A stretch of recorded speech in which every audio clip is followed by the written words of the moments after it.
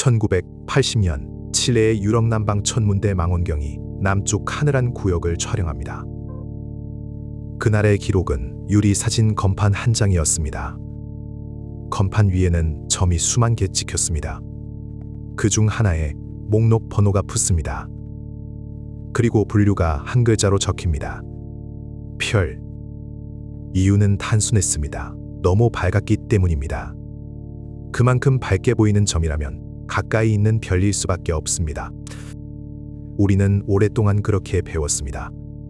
그 한 줄은 그대로 카탈로그에 박혔습니다. 아무도 다시 보지 않았습니다. 40년이 지납니다. 유럽 우주국의 가이아 위성이 하늘 전체를 다시 훑습니다. 별을 수십억 개나 분류하는 기계였습니다. 2023년 그 기계도 같은 점 앞에서 같은 답을 내놓습니다. 별. 그리고 2024년 2월 유럽 남방 천문대가 이 점의 정체를 발표합니다. 별이 아니었습니다.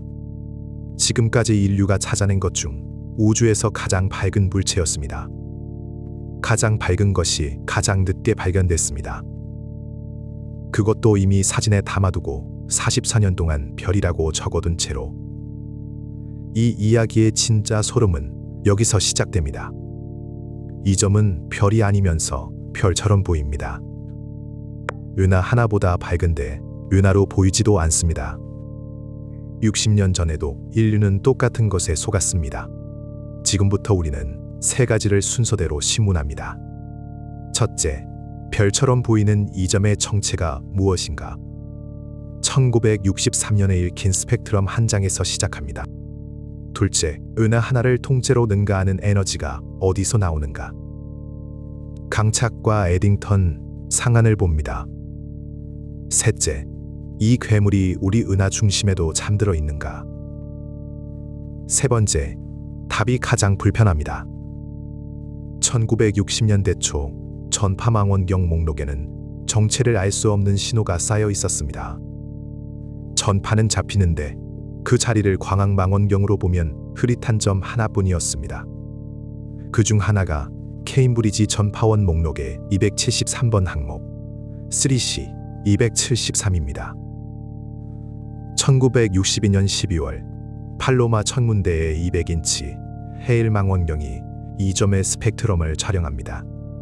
스펙트럼은 천체의 지문입니다. 어떤 원소가 있는지, 얼마나 빠르게 움직이는지가 거기다 나옵니다. 그런데 그 지문이 지구에서 알려진 어떤 원소와도 맞지 않았습니다. 답을 찾은 사람은 마르틴 슈미트였습니다. 1963년 초 그는 단순한 가정을 하나 시험합니다. 원소가 낯선 게 아니라면 가장 평범한 수소인데 그 선들이 통째로 밀려있는 거라면 무늬가 딱 맞아 떨어졌습니다. 파장이 15.8% 길어져 있었습니다. 적색편이 0.158.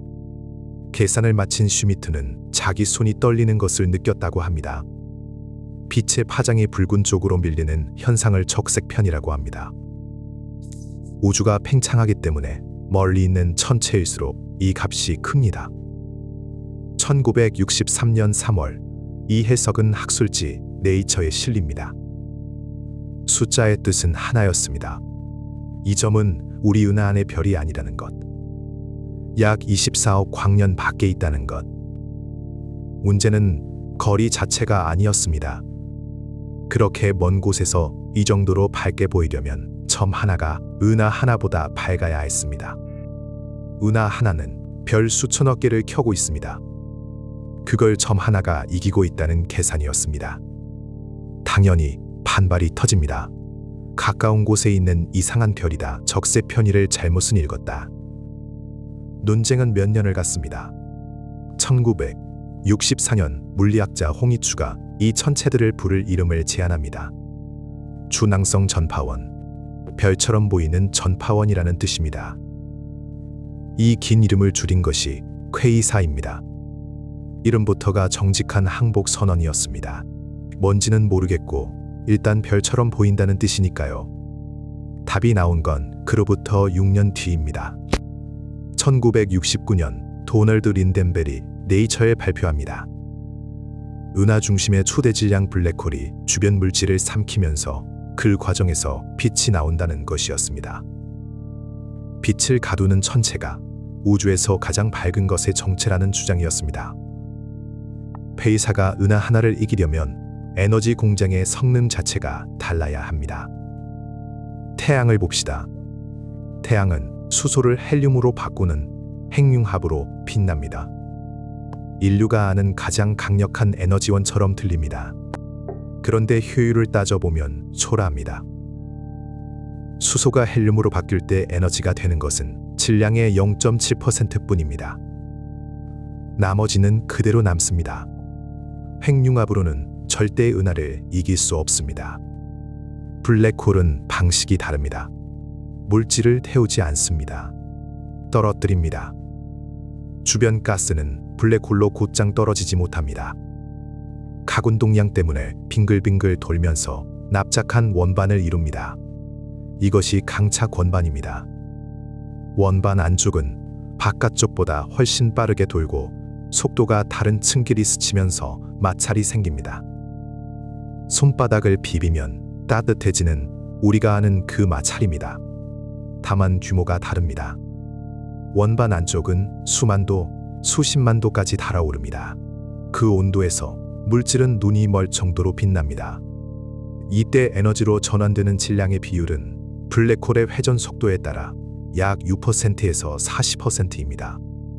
핵융합의 0.7%와 비교하면 최소 8배, 최대 50배 이상입니다. 그렇다면 K사는 무한정 밝아질 수 있을까요? 아닙니다. 빛에는 압력이 있습니다. 밝아지면 떨어지던 가스를 밀어내면 먹을 게 없어지고 먹을 게 없으면 어두워집니다. 스스로 목을 조르는 구조입니다. 이 균형점을 에딩턴 광도라고 부릅니다. 1920년대에 아서 에딩턴이 정리한 개념입니다. 핵심은 이 상한이 블랙홀 질량에 정비례한다는 점입니다. 어떤 퀘이사가 압도적으로 밝다면 결론은 하나로 좁혀집니다. 중심의 블랙홀이 그만큼 무겁다는 것. 밝기를 재면 괴물의 몸무게가 나옵니다. 블랙홀은 삼키기만 하지도 않습니다.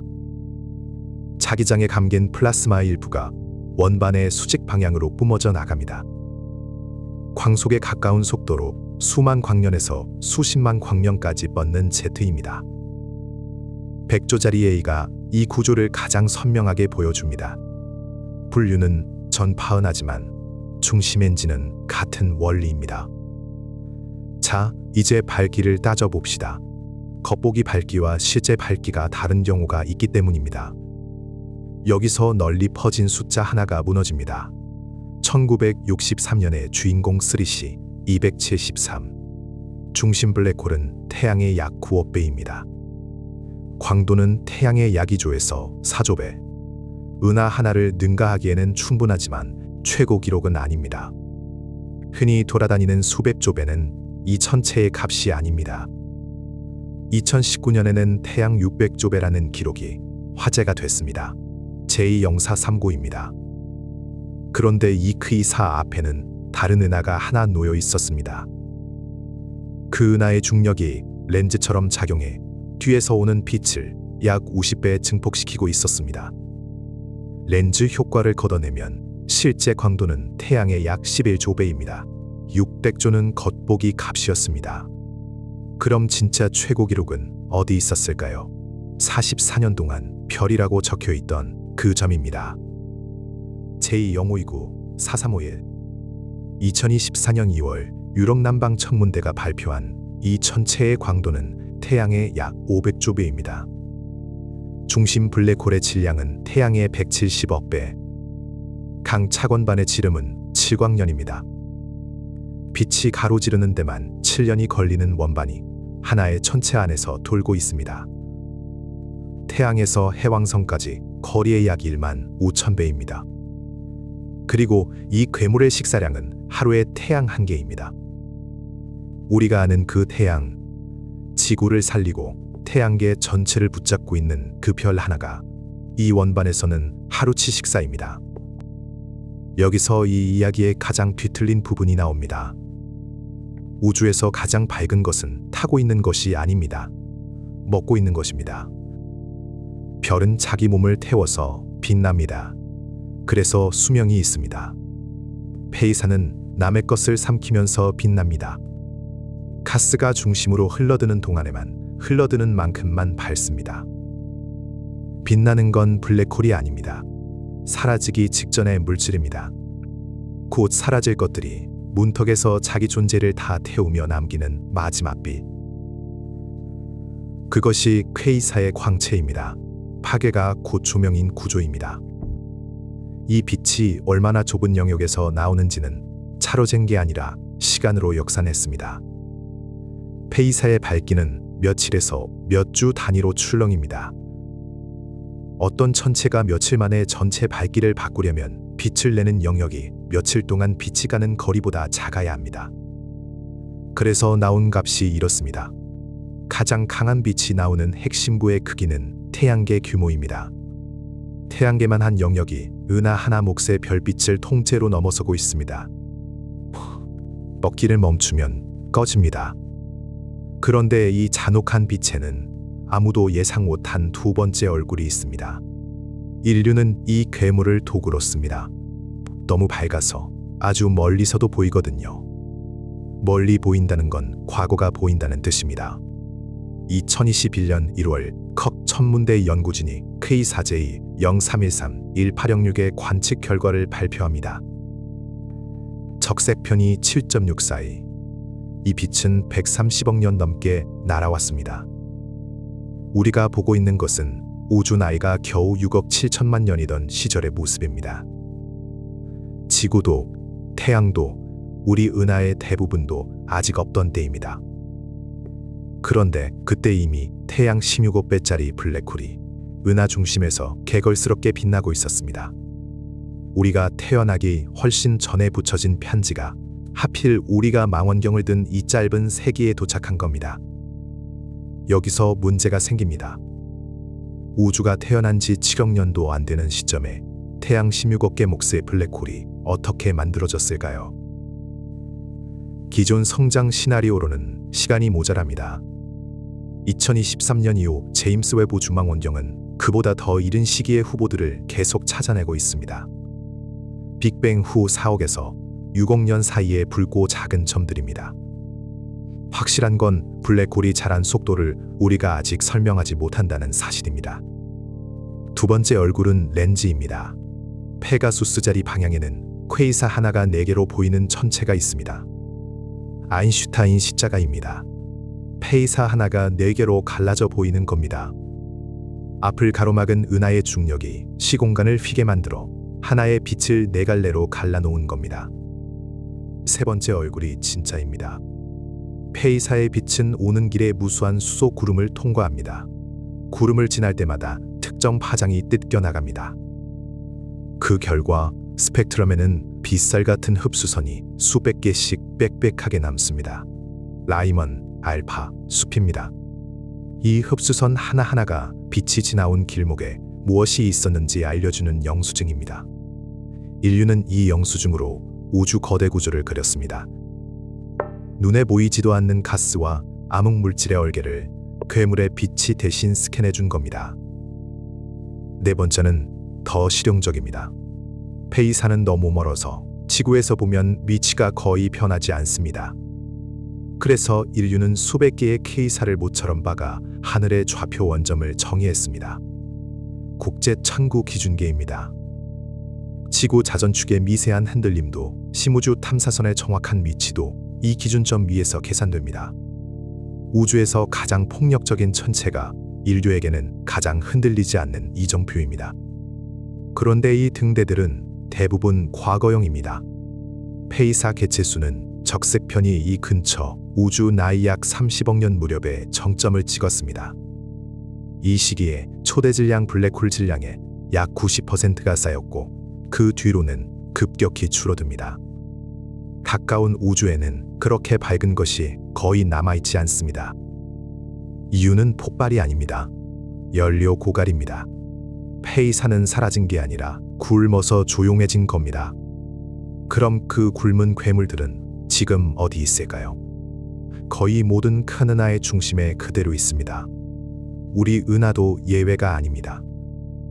공수자리 방향 26,000 광년 지점에 공수자리 A스타가 있습니다. 태양의 약 400만 배짜리 블랙홀입니다. 지금 이 블랙홀이 내는 빛은 자기 질량이 허용하는 에딩턴 광도의 10억분의 1 수준입니다. 여기서 흔한 오해가 하나 있습니다. 우리 은하 중심 블랙홀은 죽었다는 말입니다. 죽은 게 아닙니다. 밥그릇이 비어 있을 뿐입니다. 그리고 은하수에는 예약된 식사가 하나 있습니다. 안드로메다 은하가 초속 약 110km로 우리 쪽에 접근하고 있습니다. 약 40억 년 뒤 충돌이 시작되고 두 은하의 가스가 뒤엉키면서 중심으로 쏟아져 들어갑니다. 잠들어 있던 괴물 앞에 다시 접시가 놓이는 겁니다. 그때 은하수 중심이 완전한 퀘이사로 켜질지는 아직 단정할 수 없습니다. 최소한 약한 활동성 은하핵 정도는 켜질 것이라는 예측이 우세합니다. 다만 확실한 건 이겁니다. 페이사는 우주 저편의 특별한 괴물이 아닙니다. 블랙홀이 밥을 먹는 상태에 붙인 이름입니다. 우리 은하 중심에도 그 조건은 이미 갖춰져 있습니다. 재료가 부족할 뿐입니다. 지금 이 순간 어느 먼 은하의 하늘에서 우리 은하는 그냥 조용한 나선일 뿐입니다. 반대로 우리가 별처럼 보고 있는 어떤 점 하나는 실은 은하 하나를 통째로 태우고 있는 괴물일 수 있습니다. 인류는 그런 점을 44년 동안 별이라고 불렀습니다. 지금 이 순간에도 별로 분류된 채 목록에 잠들어 있는 괴물이 몇 개나 될까요? 우주는 늘 그런 식입니다. 단서는 진작 도착해 있고 우리는 뒤늦게 읽습니다. 다음 단서에서는 방향을 정반대로 돌립니다. 우주에서 가장 밝은 곳에서 가장 어둡고 조용한 곳으로. 태양계의 진짜 끝, 오르트 구름입니다. 태양에서 일광년 넘게 떨어진 곳에 수천억 개의 얼음 덩어리가 태양계를 껍질처럼 감싸고 있다는 그 가설. 인류는 그 안에 들어가 본 적도 직접 본 적도 없습니다. 그런데 우리는 그것이 있다고 확신합니다. 왜일까요? 이 여정을 놓치고 싶지 않다면 구독과 알림을 켜두세요. 오늘 밤 하늘을 볼 때 하나만 기억해 주세요. 저 점들 중 몇 개는 별이 아닙니다. 우주의 단서였습니다.